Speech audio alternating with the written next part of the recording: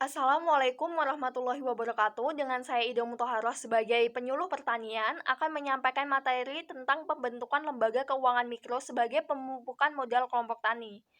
Permasalahan pokok yang dihadapi petani atau kelompok tani dalam pengembangan usaha agribisnis adalah lemahnya permodalan. Akibatnya, usaha sulit terlaksana secara optimal. Petani atau kelompok tani terpaksa menggunakan pinjaman dari pihak rentenir, yang sangat merugikan mereka sendiri dan sangat tergantung pada bantuan pemerintah. Salah satu kriteria kelompok tani yang mandiri adalah kelompok tani yang memiliki modal kelompok. Modal kelompok mempunyai banyak manfaat, baik bagi kelompok maupun anggota kelompok, bahkan masyarakat sekitarnya.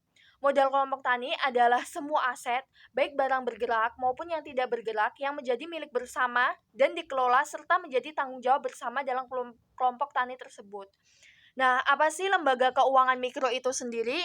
Sebagai pemupukan modal kelompok tani, yaitu lembaga keuangan yang khusus didirikan untuk memberikan jasa pengembangan usaha dan pemberdayaan masyarakat, baik melalui pinjaman atau pembiayaan dalam usaha mikro kepada anggota dan masyarakat, pengelolaan simpanan, maupun pemberian jasa konsultasi pengembangan usaha yang tidak semata-mata mencari keuntungan.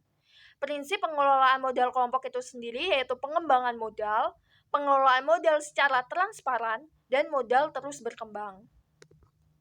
Kegiatan usaha LKM ini yaitu yang pertama kegiatan usaha jasa pengembangan usaha dan pemberdayaan masyarakat, baik melalui pinjaman atau pembiayaan dalam usaha skala mikro kepada anggota dan masyarakat, pengelolaan simpanan, maupun pemberian jasa konsultasi pengembangan usaha.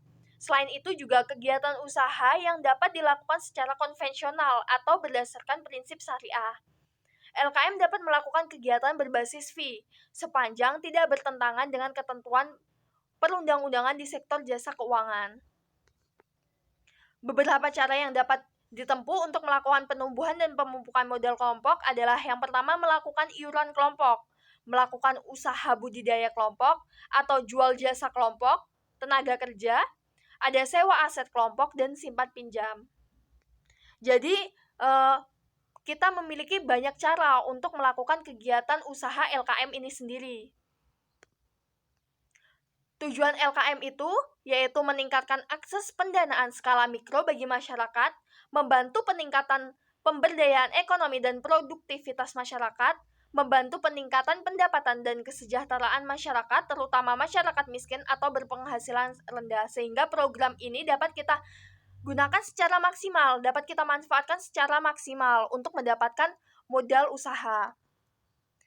Kewajiban memperoleh izin usaha. Nah, usaha kita dapat memiliki modal apabila kita sudah mendaftarkan usaha kita menjadi usaha LKM ini. Kemana sih kita mendaftarkannya? Di sini saya akan menyampaikannya. Lembaga yang akan menjalankan usaha LKM setelah berlakunya Undang-Undang Nomor 1 Tahun 2013 tentang Lembaga Keuangan Mikro wajib memperoleh izin usaha LKM. Permohonan izin usaha sebagai LKM disampaikan kepada kantor regional atau kantor OJK atau Direktorat LKM sesuai tempat kedudukan LKM. Kalau di sini yaitu di Bandar Lampung, kantor OJK-nya.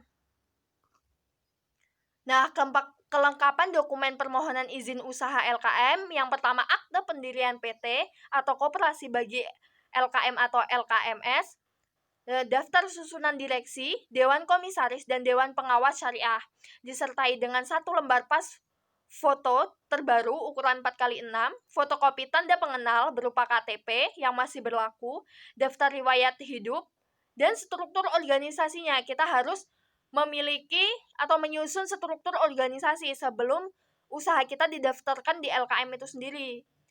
Serta planning ke depannya usaha kita bagaimana pada 2 tahun pertama. Selanjutnya yaitu bukti kesiapan operasional seperti daftar aset tetap dan inventaris serta bukti kepemilikan atau penguasaan kantor. LKM ini hanya dapat dimiliki oleh warga negara Indonesia, badan usaha milik desa atau kelurahan, pemerintahan daerah kabupaten, atau koperasi. Nah, LKM dilarang dimiliki baik langsung maupun tidak langsung oleh warga negara asing. atau badan usaha yang sebagian atau seluruhnya dimiliki oleh warga negara asing atau badan usaha asing. Sehingga kita memiliki peluang besar ya Bapak-bapak Ibu-ibu. Modal LKM terdiri dari modal diri setor untuk LKM yang berbadan hukum PT atau simpanan pokok, simpanan wajib, dan hibah untuk LKM yang berbadan hukum koperasi dengan besaran untuk wilayah usaha desa 50 juta, usaha kecamatan 100 juta, dan usaha dengan luasan kabupaten itu sebesar 500 juta.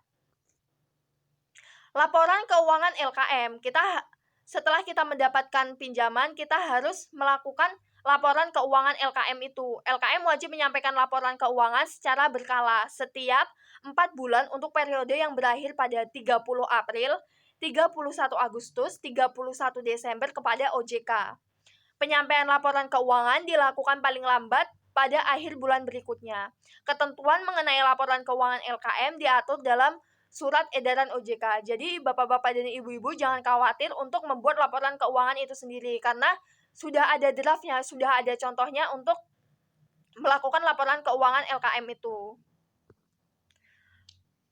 Selanjutnya yaitu ada larangan bagi LKM. Yang pertama menerima simpanan berupa giro dan ikut serta dalam lalu lintas pembayaran, melakukan kegiatan usaha dalam valuta asing, melakukan usaha perasuransian sebagai penanggung, bertindak sebagai penjamin, memberi pinjaman atau pembiayaan kepada LKM lain, kecuali dalam rangka mengatasi kesulitan likuiditas bagi LKM lain dalam wilayah kabupaten, melakukan penyaluran pinjaman atau pembiayaan di luar cakupan wilayah usaha, melakukan usaha di luar kegiatan usaha seperti yang dimaksud dalam pasal 2 Peraturan OJK, yaitu penyelenggaraan usaha LKM. Sebagaimana yang telah saya sampaikan di awal tadi, penyelenggaraan usaha LKM itu bisa kita lakukan dengan melalui simpan pinjam atau usaha kelompok seperti usaha jasa atau pembuatan barang, dan simpan pinjam.